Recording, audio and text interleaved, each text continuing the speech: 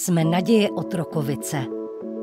Dáváme lidem s handicapem příležitost tvořit, učit se a být hrdí na svou práci.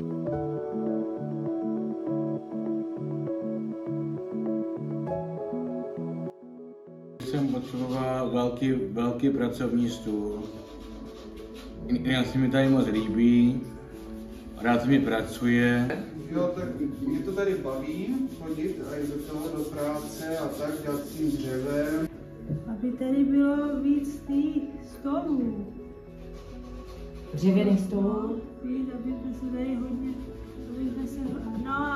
takový a ještě takových stolů, aby jsme se tady hodně vešli. V rámci projektu Dřevo vypráví příběhy chceme pořídit nový pracovní stůl a kvalitní materiál, aby naši klienti mohli bezpečně tvořit.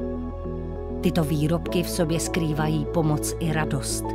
S vaší podporou a díky programu ČSOB pomáhá regionům můžeme pokračovat v naší práci. Podpořte náš projekt Dřevo vypráví příběhy v rámci programu ČSOB pomáhá regionům.